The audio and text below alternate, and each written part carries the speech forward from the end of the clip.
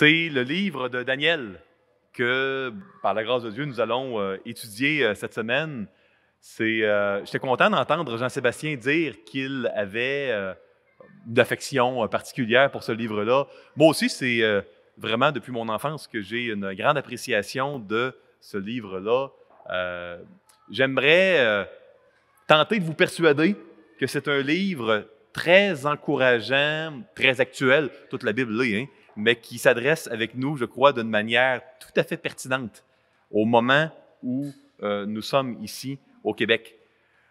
J'ai intitulé la série de messages « Le royaume de Dieu supérieur à tous les royaumes terrestres », sans exception. Vous savez, dans les évangiles, nous avons sans cesse des références au royaume de Dieu.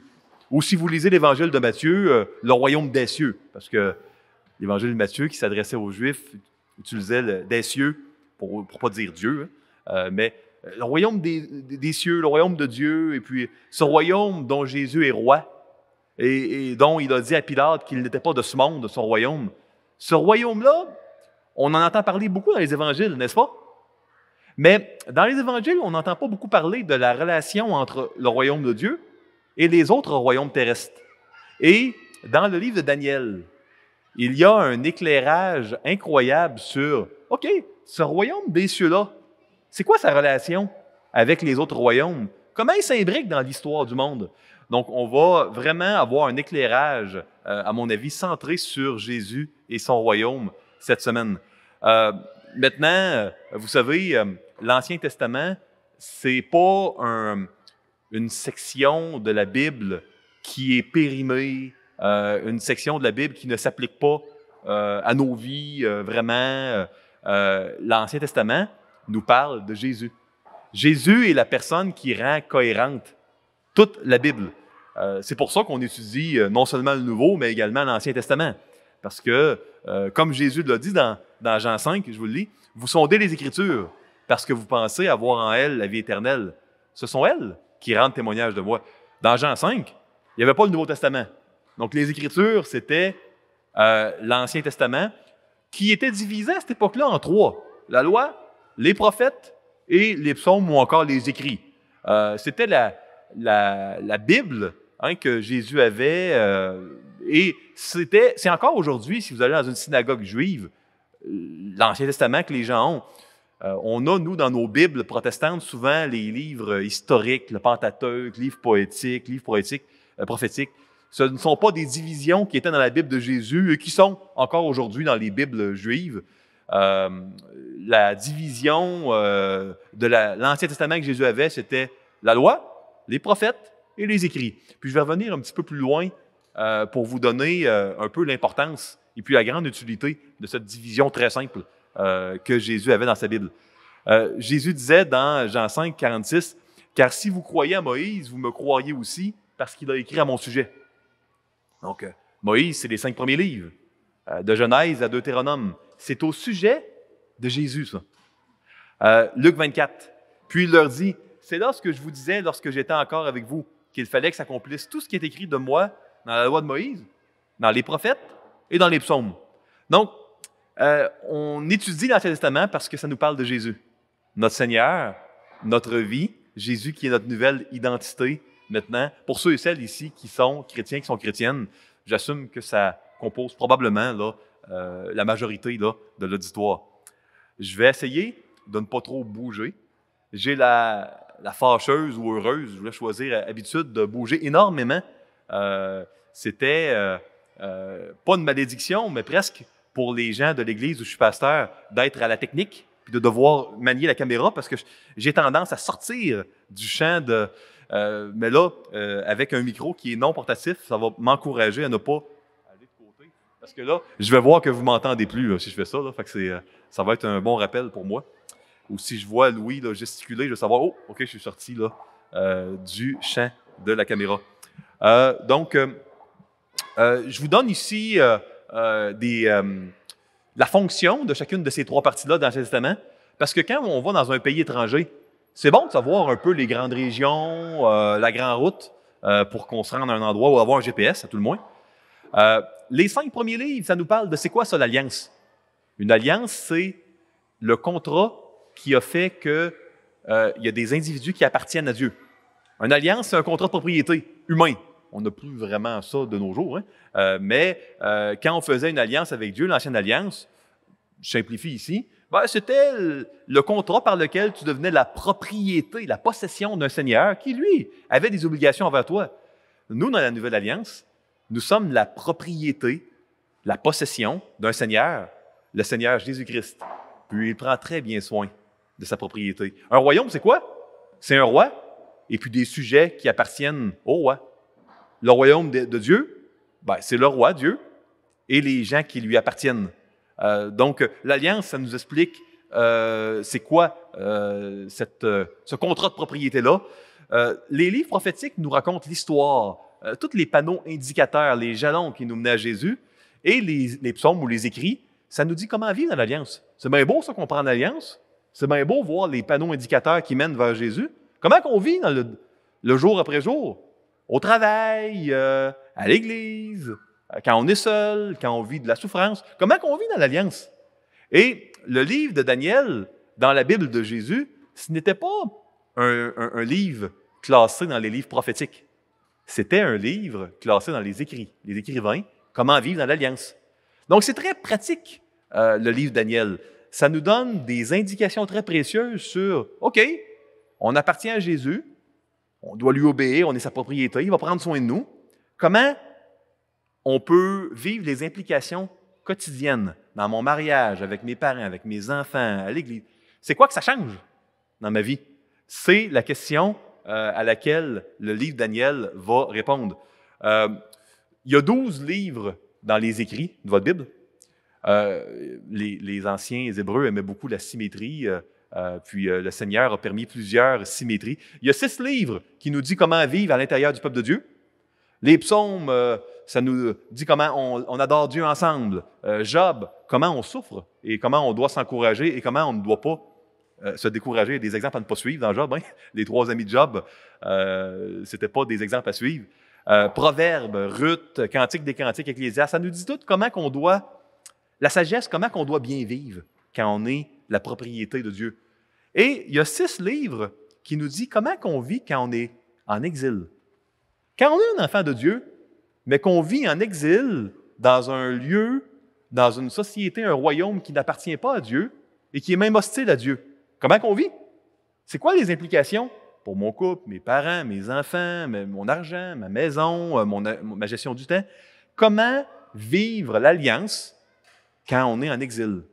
Et le livre de Daniel se situe dans cette sous-section-là. Donc, excusez-moi les remarques préliminaires, je voulais qu'on puisse se situer ensemble. Où est-ce qu'on est? Hein? Et puis, comment on doit comprendre Daniel? Et puis, soit dit en passant, quand vous lisez n'importe quel des livres de l'Ancien Testament, moi, je vous encourage à vous poser 2 questions. Premièrement, dans quelle section que je suis? La loi, les prophètes ou les écrits? Juste de vous demander cela, ça va vous dire, OK, est-ce que ça va m'expliquer c'est quoi l'alliance? Est-ce que ça m'explique comment Jésus est le seul qui peut m'amener à réussir l'alliance? Ou est-ce que ça m'explique comment vivre concrètement dans l'alliance? Juste de se poser cette première question-là, c'est aidant. Et dans ces 3 sections-là, il y a des sous-sections. Donc, même pas besoin d'acheter des commentaires bibliques volumineux et puis d'ouvrir le livre. Seulement de savoir où il se situe, dans quelle section, c'est déjà, à mon avis, là, très aidant. On peut se situer et puis on peut peut-être éviter de trébucher sur des erreurs. Vous savez, l'Ancien Testament, c'est 77% de notre Bible. Parfois, on peut être intimidé à y tourner parce qu'on ne sait pas comment s'y retrouver, puis il y a tellement de noms qu'on ne comprend pas, qu'on ne connaît pas dans ce livre-là. Mais, des fois, de savoir que ce n'est pas si compliqué que ça. C'est quand même simple. Il y a des grandes sections. Ça peut être aidant. Voici le plan de Daniel. Vous avez reçu peut-être dans vos pochettes une feuille recto-verso. Et d'un côté, je vous ai proposé un plan de Daniel. Écoutez, il y a plusieurs autres versions différentes du plan de Daniel que vous pourriez retrouver dans des livres. Hein. Ce n'en est qu'une que je vous propose ici. Et de l'autre côté, vous avez le plan de mes messages. Les anciens Hébreux, je vous le disais, aimaient la symétrie. Donc, souvent, les introductions correspondait aux conclusions. C'est le cas dans Daniel. Le livre de Daniel commence dans Daniel 1, les premiers versets, avec le peuple de Dieu qui est en exil. Et à la fin de Daniel, le peuple de Dieu sort d'exil. Le livre de Daniel a été écrit sur une période de 70 ans, les 70 années de l'exil, donc entre 605 avant Jésus-Christ et 536. Ce sont, à mon opinion, les 70 années de l'exil des Juifs à Babylone.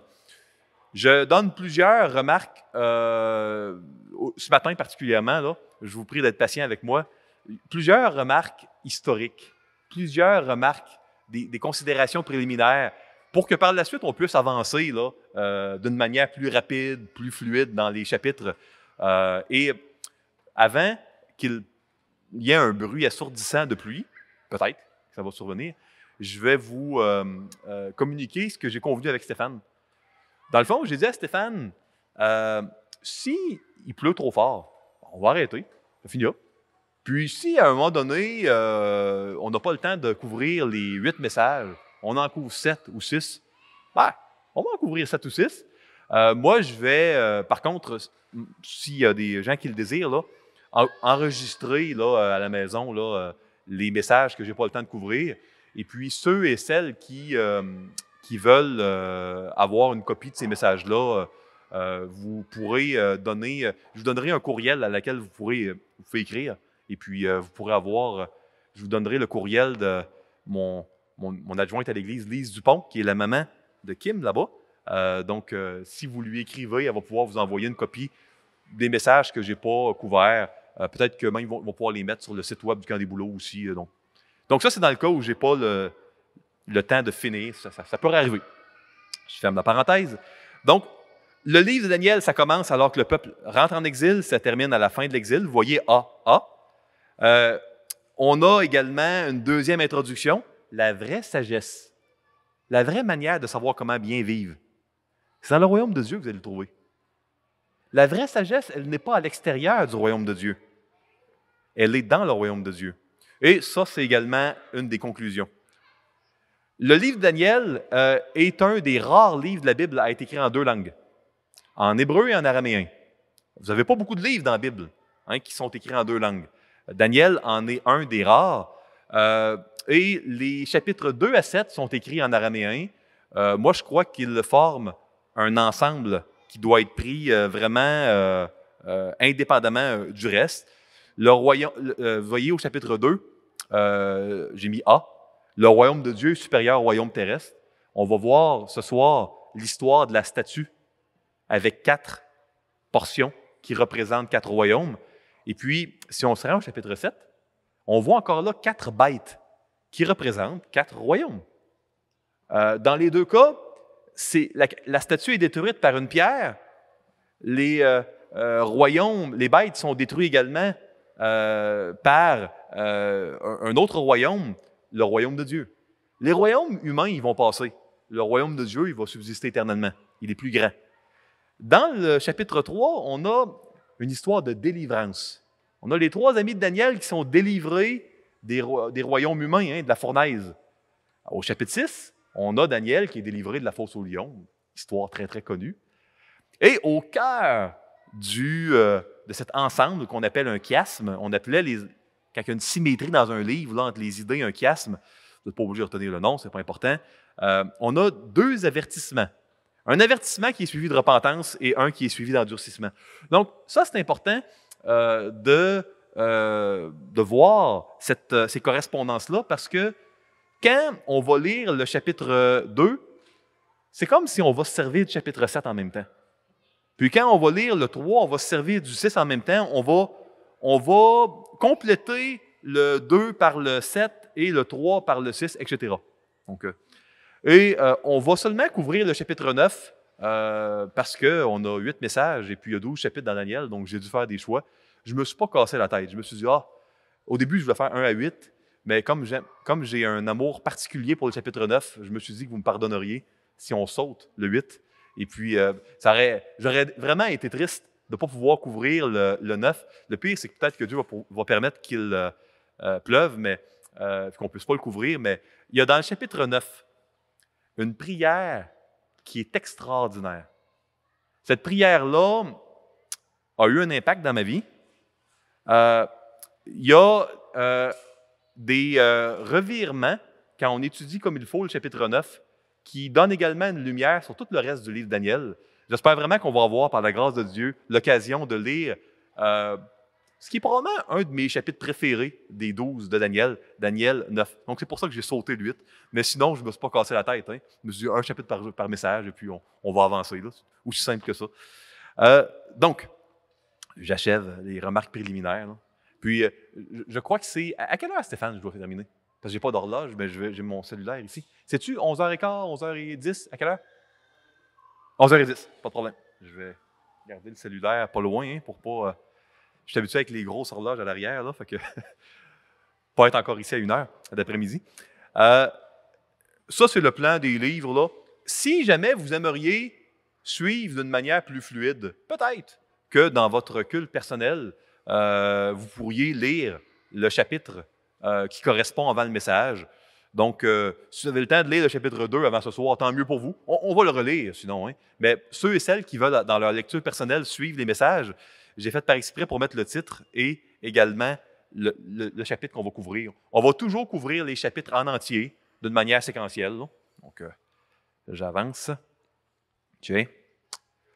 Daniel est celui qui a écrit le livre Daniel, pas de surprise ici. Hein?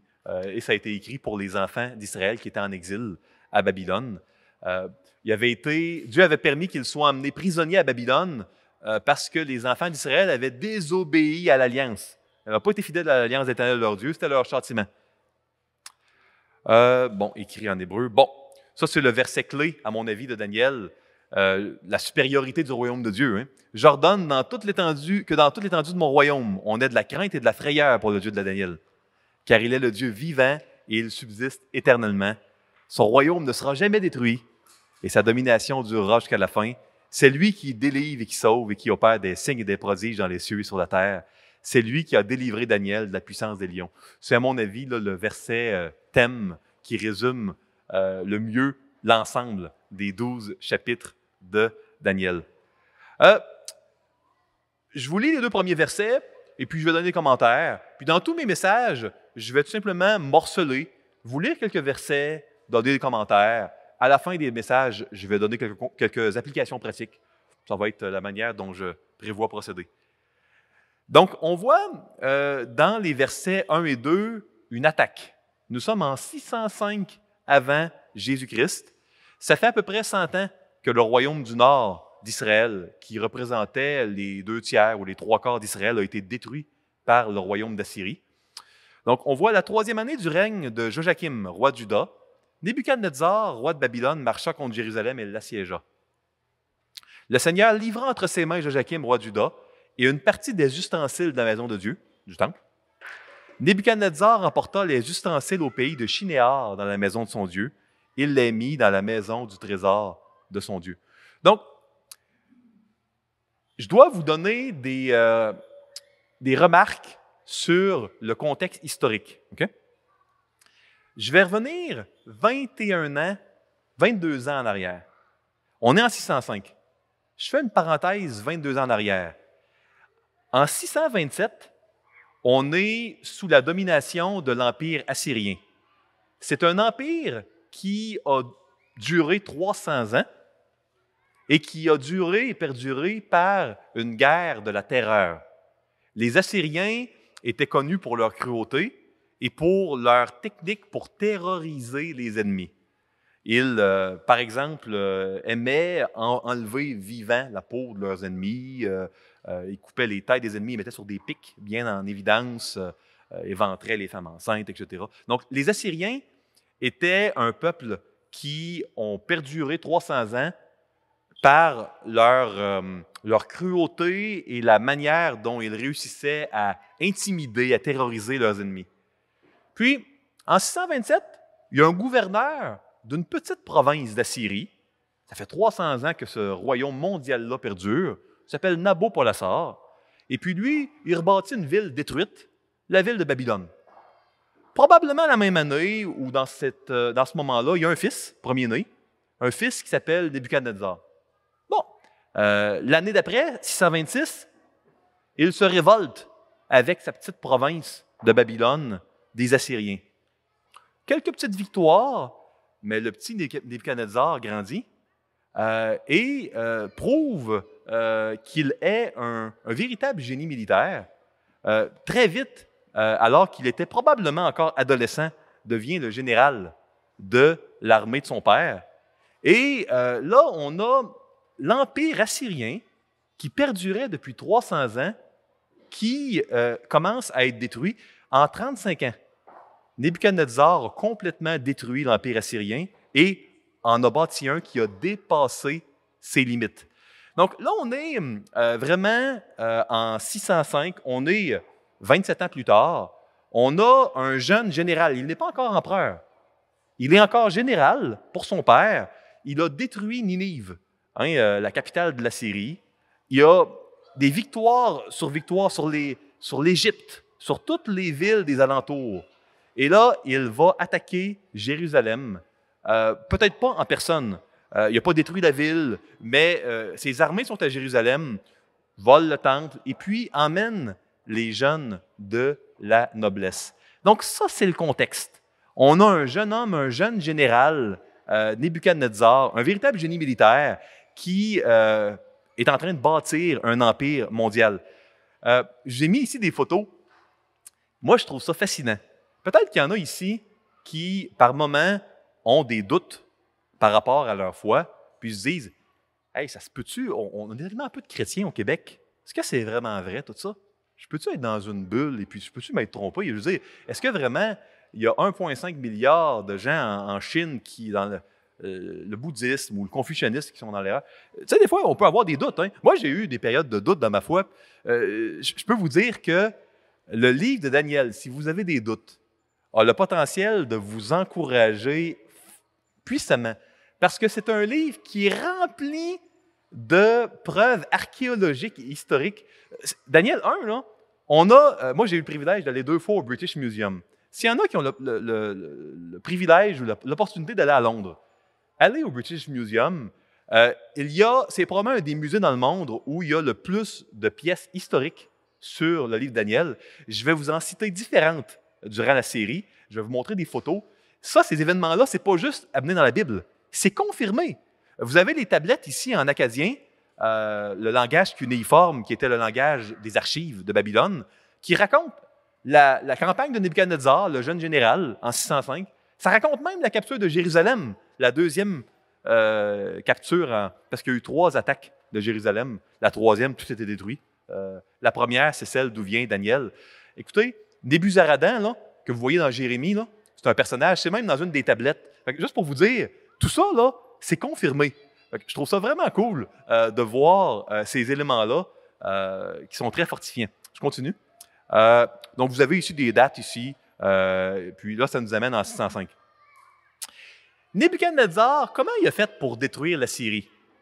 Comment ça a marché, outre le fait qu'il était très intelligent? Comment il a pu, avec une petite province, réussir à conquérir l'Empire assyrien? C'était quoi sa technique? Est-ce que lui aussi a pris une guerre de cruauté? Non. Lui, sa technique n'était pas de terroriser les ennemis. Nebuchadnezzar, lui, voulait les assimiler, les séduire. Donc, ce que Nebuchadnezzar faisait, c'était de prendre la jeunesse des nobles, des pays qu'il avait conquis, puis il les amenait pas en prison. Il les amenait dans la plus belle ville de la planète de cette époque-là. Il les amenait à Babylone. Il leur donnait des bourses pour qu'ils puissent étudier 3 ans à la meilleure université du monde, changeait leur nom, ils les éloignaient de leurs parents. Fait que quand tu étais dans la noblesse d'un pays conquis, ils te prenaient, puis là, ils te prenaient du pays en ruine conquis, ils t'amenaient la plus belle ville du monde, la plus grande université du monde, tu avais la meilleure nourriture de riches qui existait à cette époque-là, et puis si tu avais des bonnes notes, ils te prenaient dans la tête du gouvernement. Fait que, vous savez, quand tu veux passer là, une nouvelle marque de savon, de lunettes, de shampoing, de parfum, souvent, là, ils vont faire dans les gens de publicité des publicités avec quelqu'un d'Hollywood, une vedette d'Hollywood, qui me prend les lunettes ou le parfum ou le shampoing. On est d'accord? Ça fonctionne relativement, paraît-il. C'est un peu la même chose. Nebuchadnezzar, il prenait les jeunes de familles nobles, et puis là, les gens ne voulaient plus retourner en arrière. D'ailleurs, parenthèse, les Juifs qui ont été amenés en exil à Babylone, là, c'était tellement mieux à Babylone. Je vais vous expliquer pourquoi dans quelques instants. Ils ne voulaient pas revenir. Il y a moins de 10% des gens en exil qui sont revenus. Quelque chose, hein? Ça, c'était une de ses techniques. Une autre de ses techniques, lui, il ne prenait pas juste les gens de famille noble, il prenait les cerveaux. Tous les scientifiques et la main-d'œuvre qualifiée, il l'amenait à Babylone, et puis il y avait un principe qui s'appelait le Kidini. Le Kidini, c'était, on a plein de tables d'argile qui nous racontent comment c'était. C'était, si tu étais un ingénieur de génie, tu étais un grand artiste, ben, si tu servais un certain nombre d'années Nebuchadnezzar à Babylone, tu étais après ça libre. Donc, les gens de la noblesse étaient amenés, mais les cerveaux étaient amenés à Babylone. À Babylone, il a réussi à faire des choses extraordinaires parce qu'il y avait les plus grands cerveaux, les plus grands artistes, les plus grands musiciens de partout dans le monde. Je vous donne ici quelques exemples. Donc là, mettez-vous dans la peau de Daniel. Il a 14 ou 15 ans. Il est avec ses 3 amis, Michaël, Anania et Azaria.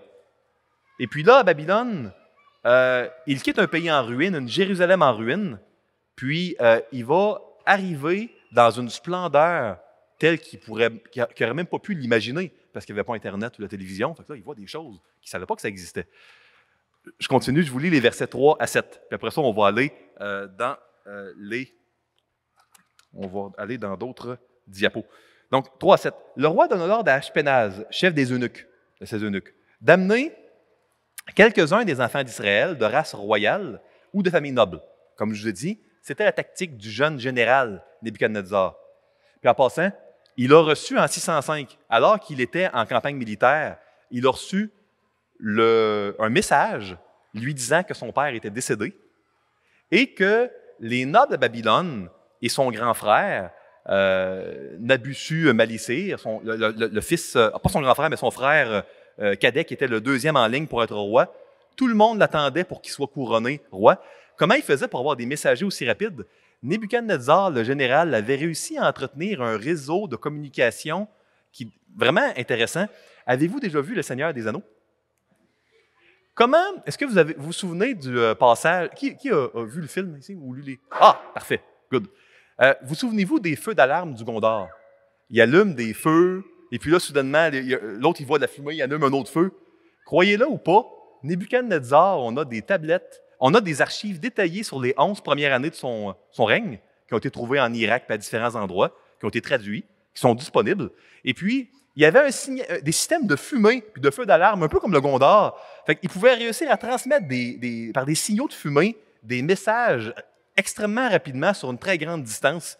Donc, il n'y avait pas l'Internet, mais ce jeune homme-là était très intelligent. Il avait des manières d'avoir l'information. Et puis, il était assez victorieux et il y avait tellement de réussite que, alors qu'il était au loin de la capitale, son jeune frère n'a pas pris le pouvoir, les nobles n'ont pas fait de... Les gens l'attendaient, les gens ont attendu qu'il revienne pour le nommer empereur, et c'est ce qui s'est passé.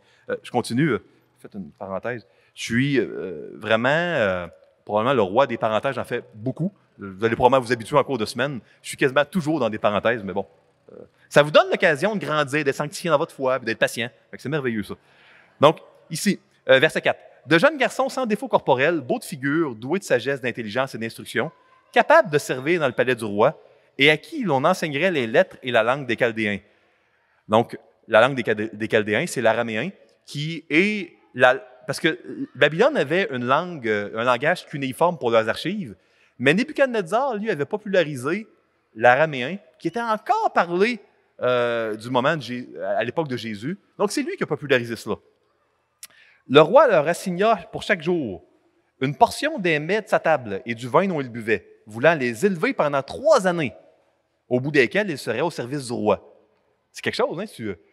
Il traitait ses prisonniers de noblesse, là, qui n'aurait pas voulu étudier gratuitement à la meilleure université du monde, dans la meilleure ville, puis manger la nourriture de riches du roi.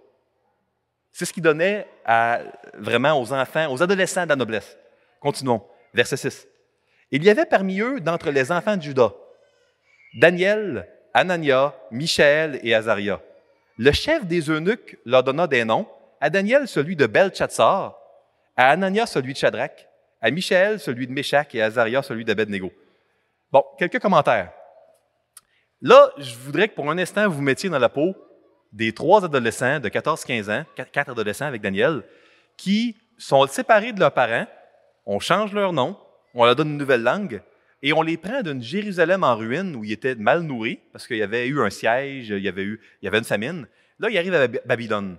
La première chose qu'ils ont vue, c'est la fameuse porte d'Ishtar, la déesse Ishtar. C'était une porte qui a été retrouvée en 1979. Vous avez une photo de ce qui a été retrouvé. C'était de toute beauté. Il y avait vous voyez, c'est en pierre bleue. Ça, c'est une reconstitution miniature au musée de Berlin, de Pergamon. C'était une porte qui était gigantesque. Ils ont même pas... Saddam Hussein, dans les années 80, a voulu, à Bagdad, rebâtir ce symbole-là de la gloire babylonienne, mais il a été obligé de la faire miniature. Elle était gigantesque, cette porte-là. Elle était 75 pieds de large, de profond. Elle était très, très, très haute. On a retrouvé la plaque de Nebuchadnezzar, cette porte-là. Vous avez ici une... oui, vous l'avez ici. Voyez-vous l'espèce de... Vous voyez l'espèce de rectangle ici, là? Ça, c'est 15 mètres de haut et 10 mètres de large. C'est 60 lignes en langage cunéiforme qui expliquent que c'est Nebuchadnezzar qui a bâti ça pour sa gloire et la gloire du dieu Marduk, qui était le chef des dieux dans le panthéon de dieux babyloniens. Donc tout ça, il n'y avait aucune ville qui avait des portes de même. Babylone était une ville extraordinaire. Il y avait 3 murailles de 25 pieds d'épais. Donc 2 chars avec des chevaux pouvaient se passer un à côté de l'autre sans se croiser sur le sommet des murailles. C'était une ville qui était imprenable. Il y avait un fleuve, l'Euphrate, qui traversait la ville. Avez-vous déjà été à Venise ici? Peut-être que vous avez vu des films avec, à Venise, les gondoles. On peut se promener dans la ville en gondole. Tu pouvais te déplacer d'un bout à l'autre de la ville dans des genres de gondoles. S'il y avait un siège de la ville, ben, il y avait un fleuve dans la ville. Fait que c'était une bonne réserve d'eau. Un gros fleuve en plus. C'était incroyable. La plus grande tour du monde, de 300 pieds, était à Babylone. C'est Nebuchadnezzar, alors qu'il n'était pas encore roi, avec son père, qui avait réussi avec toutes sortes de cerveaux à bâtir ça. 90 mètres de profond, 90 mètres de haut, 90 mètres de large. Un cube, mais un peu en pyramide. Vous voyez qu'en haut, il y a une porte. À l'intérieur de cette porte-là, il y avait un escalier spécial fait pour l'astronomie intérieure, parce que les Babyloniens étaient des experts de la mathématique et de l'astronomie. Donc, ils arrivent, ils voient une porte gigantesque en pierre bleutée, en céramique bleue, avec des lions partout, un dragon avec des bœufs, donc des animaux partout. Et ils voient une tour telle qu'ils ne savaient pas que ça existait une tour haute comme ça. On est dans l'Ancien Monde, hein, on est dans 605 avant Jésus-Christ. Ils voient une ville avec des canaux, etc. On a changé leur nom. On a encore le nom des 24 grandes rues de Babylone. Ils sont écrits en petit, évidemment, vous ne pouvez pas lire, mais s'il y en a qui veulent une copie des PowerPoint, il n'y a pas de problème, on pourra vous faire parvenir ça. Et puis, les noms étaient 100% religieux. Donc, 100% des noms de rues étaient religieux. Si on apprenait les mathématiques, c'était dans des textes religieux. Si on apprenait l'astronomie, c'était entremêlé de la religion babylonienne. On a changé les noms de Daniel et de ses 3 amis, qui étaient des noms religieux. J'oubliais une des merveilles du monde. La première épouse de Nebuchadnezzar, Amytis, princesse des Mèdes et des Perses. Donc, devant les succès de Nebuchadnezzar à la guerre, Nebuchadnezzar avait fait alliance avec les Mèdes. Et puis, comment on faisait une alliance? On mariait la fille du roi. Et puis, cette princesse-là, elle s'ennuyait des collines vertes de Médie. Fait que lui, il a dit, je vais te bâtir un jardin. C'est considéré, si vous allez sur Internet, comme une des 7 merveilles du monde antique. Les jardins suspendus de Babylone. On sait à quel endroit de la ville c'était probablement. Il y avait des races puis des espèces d'arbres qu'il n'y avait pas nulle part ailleurs. Il y avait un système surélevé qu'on voit mal sur la gravure qui fait qu'il y avait des genres air climatisé naturel, avec des courants d'air ascendants, descendants d'un côté et de l'autre. C'était génial. Avec les cerveaux, les botanistes de peu partout, il avait bâti ça pour son épouse. Il arrive là, il voit ça, des arbres fruitiers de toutes sortes, des arbres précieux. Les mathématiques étaient incroyablement avancées. L'araméen était la langue de l'époque. Donc, eux arrivent vraiment dans la science, dans la gloire, dans la splendeur. Daniel, ça veut dire Dieu est mon juge. On l'a appelé là, que Bélite, c'est la femme de Marduk dans le panthéon babylonien, protège le roi. Anania, c'est Yahweh, hein, l'Éternel est gracieux. On l'a appelé serviteur de Hakou. Hakou, c'est le dieu de la lune chez les Babyloniens. Michaël, qui est semblable à Yahweh, à l'Éternel, on l'a appelé Méshach. Le thème est incertain, mais celui qui est devenu faible. Donc, pas l'idéal comme nom, j'imagine. Azaria, Yahweh sauve. Bon, on l'a appelé Nebo, serviteur de Nebo. Nebo ou Nabu était le dieu de la sagesse ou de la végétation chez les anciens Babyloniens. Donc, vous voyez, on a changé leur nom. Voyez-vous comment on assimile? On prend des gens dans la médiocrité et on les met dans la splendeur. On les tire de l'ignorance et on les met dans la science la plus avancée de la planète. On les prend de la malnutrition et on leur donne de la nourriture de riches. On change leur nom, on change leur langue, on les éloigne de leurs parents et on leur donne des positions de prestige. C'était la tactique de Nebuchadnezzar, ça a fonctionné. En 35 ans, il a conquis le monde connu de l'époque. Continuons dans les versets. Ici, programme de 3 ans. Les versets 8 à 14 maintenant. Il me reste juste 5 minutes. Wow, le temps a passé rapidement. Je vais m'habituer. Ou pas. Vous verrez. Verset 8. Daniel résolut de ne pas se souiller par les mets du roi. Le mot hébreu traduit par mets pourrait être traduit par mets de riche. Et par le vin dont le roi buvait. Et il pria le chef des eunuques de ne pas l'obliger à se souiller. Dieu fit trouver à Daniel faveur et grâce devant le chef des eunuques. Le chef des eunuques dit à Daniel, « Je crains mon seigneur le roi, qui a fixé ce que vous devez manger et boire. Car pourquoi verrait-il votre visage plus abattu que celui des jeunes gens de votre âge? Vous exposeriez ma tête auprès du roi. » Alors Daniel dit à l'intendant à qui le chef des eunuques avait remis la surveillance de Daniel, d'Anania, de Michel et d'Azaria, « Éprouve tes serviteurs pendant 10 jours, et qu'on nous donne des légumes à manger et de l'eau à boire. Et tu regarderas ensuite notre visage et celui des jeunes gens qui mangent les mets du roi, et tu agiras avec tes serviteurs d'après ce que tu auras vu. » Il leur accorda ce qu'ils demandaient et les éprouva pendant 10 jours.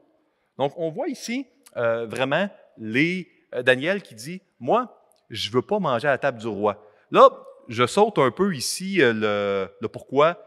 C'est pas parce que c'était mal de manger de la viande puis de boire du vin. C'est pas nécessairement parce qu'il y avait juste de la viande impure. C'est que quand on mangeait dans l'Ancien Monde, il y avait un aspect sacramental d'alliance. Dans Josué 9, comment ils ont fait alliance, Gabaon, avec Josué, en mangeant un repas. Et puis, qu'est-ce que dans 2 Rois, chapitre 6,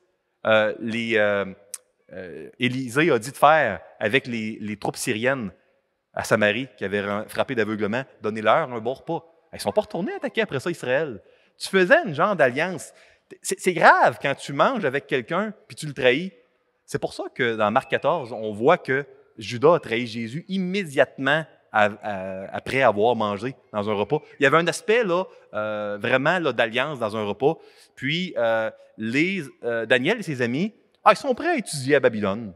Ils sont prêts à ce qu'on les appelle différemment. Ils sont prêts à étudier une science dans des textes qui sont entremêlés de religion babylonienne, mais jamais ils vont être infidèles à leur Dieu, quoi qu'il arrive. On voit ces enfants de Dieu-là en exil, les compromis qui ont été prêts à faire, puis ceux qui n'ont pas été prêts à faire. Écoutez, c'est actuel. C'est quoi les compromis qu'on va faire avec notre foi, puis c'est quoi ceux qu'on ne fera pas? C'est où qu'on tire la ligne? Bien, Daniel, ça nous donne des indications précieuses pour qu'on apprenne à grandir en sagesse sur quand on doit la tirer ou pas. C'est super pertinent. Donc là, ils mettent à l'épreuve, j'avance pour ne pas vous faire trop attendre, versets 19 à 21. Le roi s'entretint avec eux. J'ai sauté ici, 15 à 21, excusez-moi. Au bout de 10 jours, il avait meilleur visage et plus d'embonpoint que tous les jeunes gens qui mangeaient les mets du roi. C'était positif, avoir de l'embonpoint dans l'ancien temps. L'intendant portait les mets et le vin qui leur était destiné, il leur donnait des légumes. Donc, pas la même nourriture que le roi. Dieu accorda à ces 4 jeunes gens de la science, de l'intelligence dans toutes les lettres et de la sagesse. Et Daniel expliquait toutes les visions et tous les songes. Au terme fixé par le roi, pour qu'on les lui amena, le chef des eunuques les présenta à Nebuchadnezzar. Le roi s'entretint avec eux, et parmi tous ces jeunes gens, il ne s'en trouva aucun comme Daniel, Anania, Michaël et Azaria. Ils furent donc admis au service du roi. Sur tous les objets qui réclamaient de la sagesse et de l'intelligence et sur lesquels le roi les interrogeait, il les trouvait 10 fois supérieurs à tous les magiciens et astrologues qui étaient dans tout son royaume. Ainsi fut Daniel jusqu'à la première année du roi Cyrus. Donc, on voit qu'ils ont été fidèles à Dieu. Ils n'ont pas voulu faire une alliance avec le roi, mais ils n'ont pas... Jamais eux, ils s'appellent entre eux Shadrach, Meshach. Mais quand les gens là, les appellent « Hey, Belshazzar » ou « Hey, Abednego », ils ne sont pas dit « Non, je m'appelle Anania ou Azaria ». On voit que les gens, ils ne sont pas revendicateurs, ils ne sont pas révolutionnaires, mais ils sont fermes. Fermes, là, comme le roc dans les éléments de la foi envers leur Dieu. Pour le reste, pas de problème de servir le roi, pas de problème de se faire appeler autrement, d'apprendre une autre langue, d'étudier des textes, mais jamais on va mettre en péril la foi envers notre Dieu. On voit constamment cela dans tout le livre de Daniel. Moi, j'aimerais vous laisser avec 4 applications importantes. La première application, les royaumes terrestres sont impressionnants, mais le royaume de Dieu est supérieur. Vous savez, c'est possible pour 4 adolescents qui sont mal nourris, qui sont ignorants, qui viennent d'une Jérusalem en ruine, c'est possible de ne pas se faire assimiler et puis de rester fidèles à leur Dieu alors qu'ils sont en exil toute leur vie. On a toute la vie de Daniel. On a du début à la fin. Il est resté fidèle, il n'a pas chancelé. C'est possible. C'est possible et puis on va apprendre, par la grâce de Dieu, cette semaine, comment on peut réussir cela. Vous savez, il y a peut-être des gens ici qui ne sont pas croyants, qui n'ont jamais donné leur vie à Jésus. Puis moi, je veux vous dire, puis je vais répéter cela cette semaine, si vous n'avez jamais donné votre vie à Jésus, ne vous laissez pas impressionner par le tape à l'œil des royaumes de ce monde qui souvent sont contre la foi chrétienne et la considèrent comme étant ridicule ou même offensive. Vous savez, c'est parler d'un Dieu qui veut sauver les humains de l'enfer. Puis d'un Dieu qui a une éthique sexuelle qui peut-être semble discriminatoire. Puis c'est le Dieu de la Bible. C'est pas quelque chose qui est glorieux dans la plupart des sociétés maintenant en 2021. Mais tous les royaumes de ce monde vont se succéder. Ils ne sont pas éternels. Ils vont passer. Puis le royaume de Dieu que Jésus est venu amener, il va être le royaume éternel qui va prendre sa place et qui n'aura jamais de fin.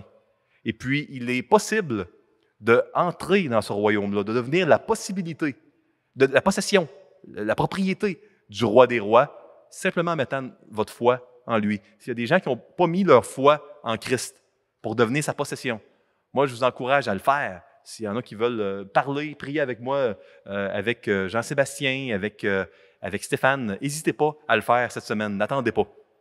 2, Dieu a un plan pour ses enfants en plein cœur de la laïcisation puis du sécularisme. Son plan, c'est pas Daniel et ses 3 amis qui vont se convertir. Dieu va les utiliser pour convertir l'empereur. L'histoire de Nebuchadnezzar finit bien. C'est lui qui va se convertir au Dieu d'Israël, finalement. On va le voir. Puis je vais vous présenter même des évidences à l'extérieur de la Bible qu'on a encore aujourd'hui, qui nous parlent de cet événement-là de Daniel chapitre 4, où Nebuchadnezzar s'est converti. Donc, c'est extraordinaire de voir ça. 3, nous devons nous rappeler qui est notre roi chaque jour, puis être ferme face aux compromis qu'on doit faire et ceux qu'on ne doit pas faire. Donc, c'est très, très important de savoir quel compromis on doit faire puis quel on ne doit pas faire. Ils ont été prêts, eux, à rester au service du roi, pas manger à la table. Mais ils ont été prêts à apprendre des choses du roi. Vous voyez, ils ont des compromis qu'ils ont faits, puis d'autres qu'ils n'ont pas fait. 4, je vous laisse avec ça. Nous ne devons pas avoir peur de prendre des risques. C'était risqué de dire « Hey, moi, je ne mangerai pas de la nourriture. » Ça faisait partie de la procédure. Tu es un esclave. Tu es déjà chanceux, entre guillemets, d'avoir été pris là, dans la meilleure université et tu n'as pas été tué. Puis là, tu dis hey, « Moi, je ne veux pas de la nourriture du roi. C'est la nourriture là, splendide parce que je ne voudrais pas qu'on pense que je prête allégeance au roi plutôt que mon Seigneur, que l'Éternel. » Il ne faut pas avoir peur de prendre des risques. Quand on a bien déterminé la manière de rester fidèle à Jésus, qu'on l'a bien compris, on doit lui faire confiance, coûte que coûte, quoi qu'il arrive. Donc, c'est l'introduction à cette série que je voulais vous présenter. Permettez-moi de terminer par un mot de prière. Excusez-moi, je suis quelques minutes en retard. Seigneur Dieu, merci pour ce livre formidable, ce livre qui fortifie notre foi, ce livre qui nous donne concrètement des encouragements et qui nous aide à réfléchir sur comment on doit vivre notre foi dans le royaume de Dieu et dans ton royaume, Seigneur, dans notre allégeance envers toi, comment on doit la vivre alors qu'on est en exil, dans une société qui est opposée à ton royaume. Merci, Seigneur, pour ce livre. Veuille l'utiliser pour nous faire grandir et nous amener à te mettre au centre tout le long de notre vie. Encourage-nous, Seigneur. Permets que ce livre puisse désamorcer les peurs et les anxiétés qu'on a quand on voit le sécularisme grandir encore et encore autour de nous. Dans le nom de Jésus, je te prie. Amen.